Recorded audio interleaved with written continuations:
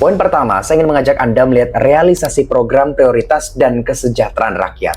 Pemerintahan Prabowo Subianto dan Gibran Rakabuming Raka menetapkan 17 program prioritas nasional sebagai turunan langsung dari visi misi Astacita. Program ini menjadi kerangka besar pembangunan nasional tahun 2024 hingga 2029 yang mencakup bidang pangan, energi, pendidikan, kesehatan, ekonomi, hukum, hingga budaya. Dari 17 program tersebut, sebagian besar direalisasikan secara tematik melalui program-program kesejahteraan rakyat, yaitu program yang langsung menyentuh kehidupan masyarakat seperti gizi, kesehatan, pendidikan, perumahan, dan ekonomi rakyat kecil. Di antaranya, pertama, program makan bergizi gratis atau yang kita kenal dengan MBG. Pemerintahan Prabowo Gibran tengah terus merealisasikan program makan bergizi gratis atau MBG sebagai tujuan utama, yakni meningkatkan gizi anak sekolah, ibu hamil dan balita, kemudian mengurangi stunting dan kemiskinan gizi, hingga menggerakkan ekonomi rakyat lewat pengadaan bahan lokal seperti beras, telur, sayur, hingga ikan. Target jangka panjang atas realisasi ini adalah lebih kurang 82,9 juta penerima manfaat MBG secara bertahap hingga 2027. Kemudian telah disediakan anggaran tahun 2025 sebesar 71 triliun rupiah yang dialokasikan dalam APBN tahun 2025. Sebagai klaim yang disampaikan oleh pemerintah atas program MBG yaitu pertama, realisasi anggaran. Menteri Keuangan Purbaya Yudi Sadewa menjelaskan soal dana program makan bergizi gratis atau MBG yang telah berjalan hampir 1 tahun kepemimpinan Prabowo Gibran. Realisasi anggaran program MBG baru mencapai 23% dari 71 triliun rupiah dana yang dianggarkan. Kedua, jumlah penerapan manfaat. Presiden Prabowo Subianto menyebut sebanyak 1,4 miliar porsi makan bergizi gratis sudah diberikan sejak program tersebut dimulai pada 6 Januari hingga 20 Oktober 2025. Presiden juga menyampaikan bahwa ada sekitar 36.700.000 anak ibu hamil yang menerima program MBG selama hampir 10 bulan berjalan. Ketiga, dampak ekonomi lokal. Menteri UMKM Maman Abdurrahman mengklaim program makan bergizi gratis telah memberi dampak ekonomi signifikan bagi pelaku usaha mikro, kecil, dan menengah atau UMKM di daerah. Menurutnya, melalui MBG tidak hanya menyasar pada peningkatan gizi penerima MBG, tetapi juga turut dirasakan pada sektor usaha mikro, kecil, menengah. Menteri Maman juga mengatakan bahwa program MBG turut membentuk ekosistem ekonomi baru di daerah. Bahkan, beberapa wilayah mulai memproduksi bahan pangan sendiri demi memenuhi kebutuhan dapur MBG. Presiden Prabowo Subianto menegaskan bahwa program MBG ini adalah bentuk nyata kehadiran negara untuk investasi masa depan bangsa. Dan keempat, Presiden Prabowo Subianto mengklaim keberhasilan 99,99%. Presiden Prabowo mengatakan sebanyak 36,2 juta orang sudah menjadi penerima manfaat program makan bergizi gratis atau MBG saat ini. Dengan total distribusi 1,4 miliar porsi. Dari 1,4 miliar porsi yang sudah dibagikan, yang keracunan makanan sekitar 8.000 kurang lebih atau sekitar 0,0007 ataupun juga 0,008% saja. Namun program ini turut mengundang kontroversi hingga kritik masyarakat Indonesia. Pertama, keterlambatan implementasi. Dana Kementerian Keuangan tahun 2025 menunjukkan realisasi anggaran MBG yang masih rendah. Per Juli 2025, realisasi tercatat sekitar 5 triliun rupiah atau hanya sekitar 7% dari pagu 71 triliun rupiah. Dan per 3 Oktober 2025, naik menjadi sekitar 29% yakni sekitar 20,6 triliun rupiah. Kedua, kekurangan infrastruktur seperti dapur dan tenaga masak. Banyak sekolah di daerah belum memiliki dapur layak masak, alat masak, atau tenaga juru masak. Akibatnya, sekitar 15% dari target penerima anak sekolah dan juga balita belum bisa menerima jatah MBG tepat waktu. Kemudian ada kritik dari ICW terkait MBG, yang mana dinilai program MBG menggantikan fungsi kantin sekolah dan menggunakan pihak catering eksternal, serta merugikan ekosistem dalam sekolah. 3. Kasus keracunan dan gizi tak seimbang. Jaringan Pemantau Pendidikan Indonesia atau JPPI mengungkapkan korban keracunan program makan bergizi gratis atau MBG mencapai 10.482 anak per 4 Oktober 2025. JPPI secara serius menyuarakan agar semua dapur ditutup. Selain itu, JPPI juga menemukan sejumlah fakta mengkhawatirkan. Pertama, kasus menyebar ke 2 provinsi baru, Sumatera Barat 122 anak dan Kalimantan Tengah 27 anak, ini tercatat sebagai wilayah baru dalam daftar korban keracunan MBG. Kedua, 5 provinsi dengan korban terbanyak, Jawa Timur 620 anak, Jawa Barat 555 anak, Jawa Tengah 241 anak, Sumatera Barat 122 anak, dan Nusa Tenggara Timur 100 anak. Ketiga, gelombang penolakan dari sekolah dan orang tua murid. Penolakan terhadap MBG bermunculan di berbagai daerah. Tasikmalaya, Madura, Agam, Yogyakarta, Jakarta, Serang, Semarang, Batu, Polewali, Mandar, dan Rembang. Keempat, intimidasi SPPG terhadap masyarakat ataupun juga jurnalis. Sejumlah wartawan, aktivis, wali murid, dan siswa di Jakarta, Batam, Garut, dan Tuban mengalami tekanan ataupun juga teror hingga ancaman hukum karena bersuara soal MBG. Kelima, guru ikut jadi korban. Sejumlah guru yang bertugas mencicipi dan mengawasi makanan MBG juga mengalami keracunan, antara lain di Cianjur, Ketapang, Sleman, Garut, Agam, dan Bandung Barat. Berikutnya yang keempat, kritik terkait tata kelola dan pengawasan yang dinilai lemah. Setidaknya ada 5.626 siswa keracunan seusai menyantap menu dari program makan bergizi gratis atau MBG di berbagai daerah sejak awal Januari hingga September 2025. Angka itu terus bertambah, menyusul sedikitnya 1.000 siswa keracunan MBG di berbagai daerah dalam sepekan terakhir. Berbagai kelompok masyarakat pun mendesak pemerintah untuk menghentikan sementara dan mengevaluasi program MBG untuk menghindari semakin banyak siswa yang keracunan setelah makan menu MBG. Bagi sebagian orang tua dan siswa, lemahnya jaminan keamanan pangan dalam program MBG membuat mereka trauma.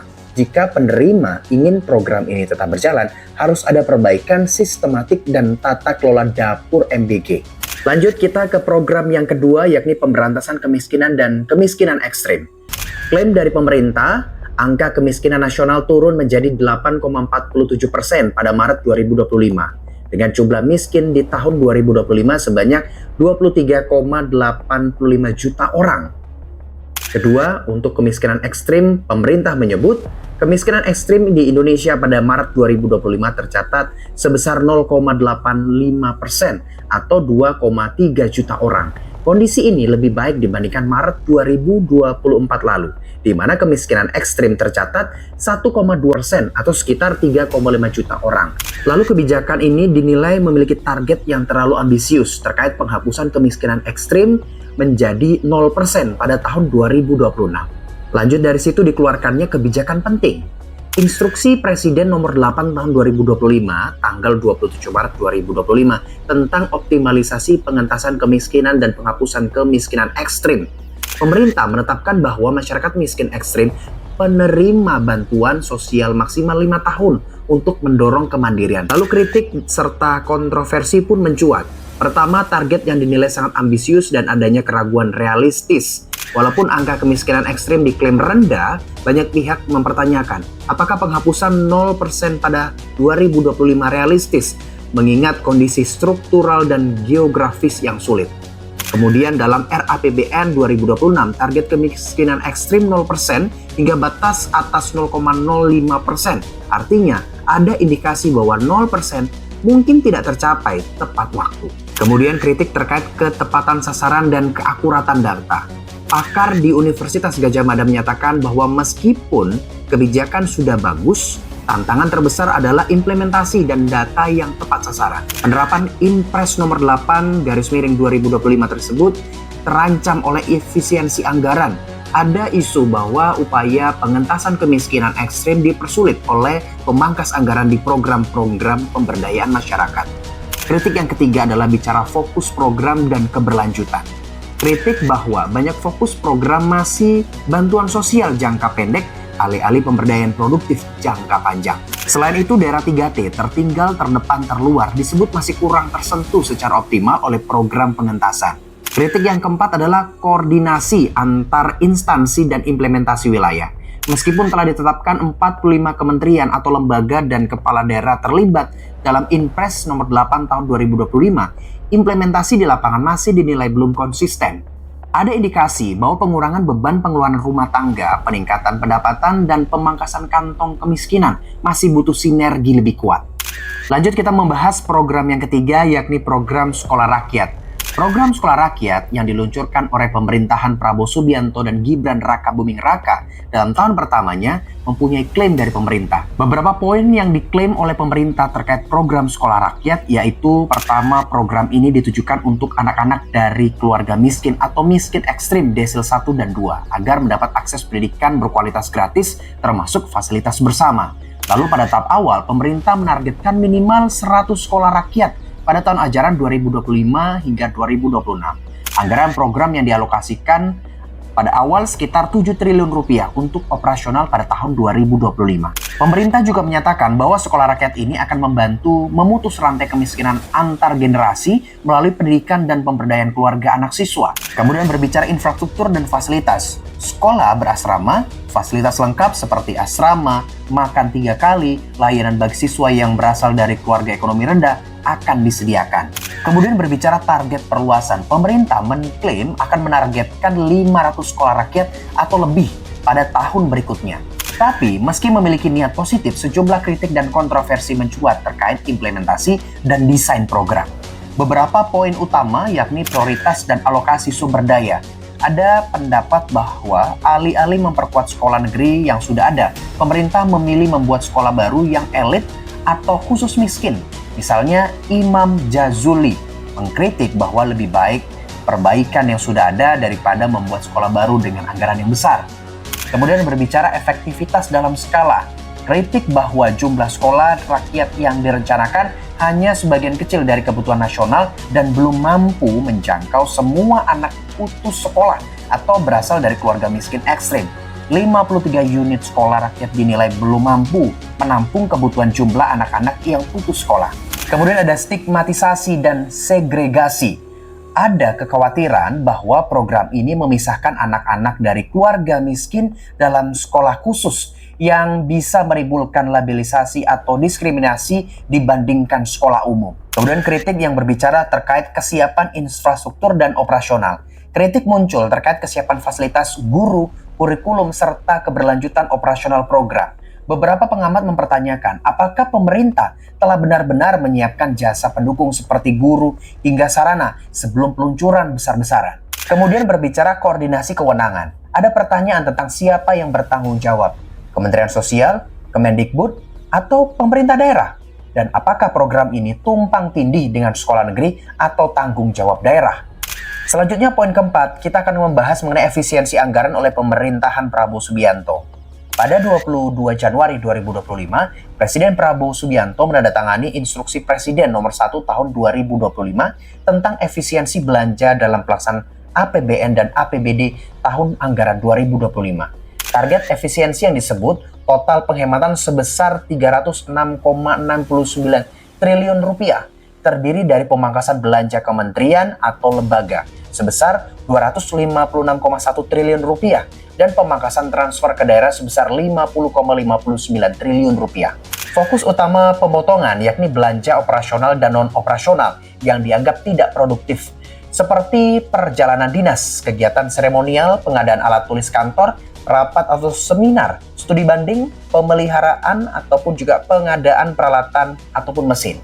Dengan demikian, secara resmi pemerintah menegaskan bahwa kebijakan ini adalah langkah proaktif untuk meningkatkan efisiensi fiskal dan memprioritaskan anggaran bagi hal-hal yang produktif dan berdampak langsung ke masyarakat. Meski ada klaim tersebut, sejumlah kritik dan sorotan publik maupun dari lembaga pengawas mengemuka. Pertama, potensi dampak terhadap belanja daerah dan pembangunan. Wakil Menteri Keuangan Suhasil Nazara menyampaikan realisasi penyerapan belanja daerah sampai 31 Agustus 2025 berjalan lebih lambat atau menurun 14,1% dibandingkan tahun lalu. Kritik dari DPRD Provinsi Jawa Barat, mereka menyoroti bahwa implementasi Inpres 1 tahun 2025 tidak boleh memangkas pos anggaran untuk program-program yang berhubungan atau dirasakan langsung oleh masyarakat. Catatan bahwa meskipun belanja dipangkas, namun dana daerah tidak dibelanjakan, meningkat sehingga dana Pemda di bank mencapai 233,11 triliun rupiah pada Agustus 2025, lebih tinggi dibandingkan tahun lalu. Kedua, kritik tentang efektivitas dan mekanisme. Laporan dari Indonesia Corruption Watch atau ICW menilai bahwa pemangkasan anggaran tanpa mekanisme pengawasan dan penataan ulang tugas hingga fungsi bisa justru menjadi kesempatan korupsi atau pengabaian layanan publik. Pengamat juga menyoroti bahwa pemangkasan yang luas tetapi tidak diiringi audit kualitas atau pengukuran hasil membuat kebijakan ini beresiko menjadi potong anggaran yang merusak kapasitas pemerintah, daerah, dan layanan publik. Kritik berikutnya adalah terkait ketidakkonsistenan antara klaim dan realisasi. Pemerintah menyatakan belanja negara tidak berubah dari pagu, yakni 3.621,3 triliun rupiah meskipun ada pemangkasan internal. Namun, beberapa pihak menganggap bahwa pemangkasan tersebut bisa menimbulkan tekanan terhadap pembangunan wilayah, infrastruktur, maupun kesiapan daerah baru. Ada juga pertanyaan, apakah efisiensi benar-benar diarahkan ke program prioritas atau sekedar pemangkasan simbolis belanja operasional? Kritik yang keempat adalah risiko pertumbuhan ekonomi dan stimulus daerah. Karena belanja daerah dan belanja modal menurun signifikan, ada kekhawatiran bahwa hal ini dapat memperlambat stimulus ekonomi daerah, khususnya di masa ketika pemulihan ekonomi masih diperlukan.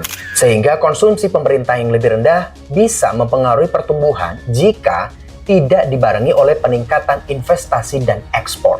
Selanjutnya yang kelima, kita akan membahas program swasembada pangan, energi, dan air.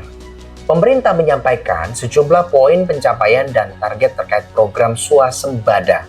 Presiden Prabowo menegaskan bahwa swasembada pangan dan energi adalah prioritas utama nasional. Kementerian Pertanian atau Kementan di bawah kepemimpinan Menteri Pertanian Mentan Andi Amran Sulaiman mendapat apresiasi dari Presiden RI Prabowo Subianto berkat prestasi membanggakan sektor pangan nasional dalam 1 tahun. Ia memaparkan bahwa produksi beras nasional periode Januari hingga Oktober berhasil mencapai 31.338.197 ton. Pemerintah melalui Kementerian Pekerjaan Umum dan Perumahan Rakyat atau PU menyampaikan bahwa pembangunan bendungan telah mendukung program swasembada pangan, energi, dan air.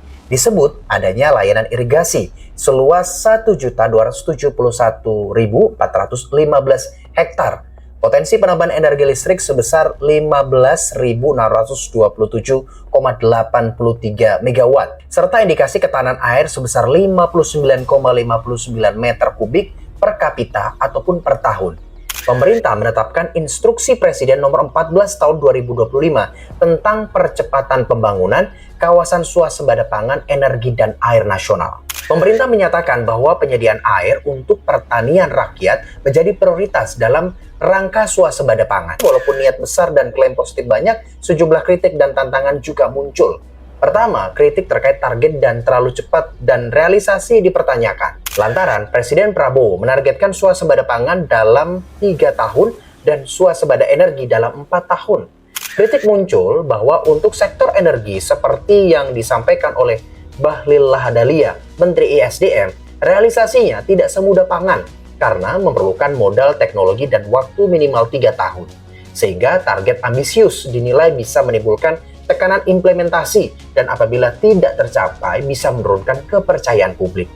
Kedua, kritik terkait hambatan struktural dan teknis yang nyata. Sumber daya air, laporan dari Direktorat Jenderal Sumber Daya Air menyebut bahwa lebih dari 50% sumber daya air Indonesia terancam pencemaran dan 80% air digunakan untuk pertanian, yang menjadi tantangan besar dalam mendukung swasembada pangan. Infrastruktur energi dan pembangunan kawasan prioritas untuk pangan, air, dan energi membutuhkan dana besar, koordinasi antara kementerian atau lembaga, dan waktu penyelesaian yang panjang. Perubahan tata ruang, penyelesaian HGU, dampak lingkungan, misalnya pembangunan kawasan swasembada pangan yang memerlukan kapasitas hukum dan keamanan lingkungan, itu pun jadi sorotan. Ketiga, kritik terkait risiko lingkungan, sosial, dan tata kelola.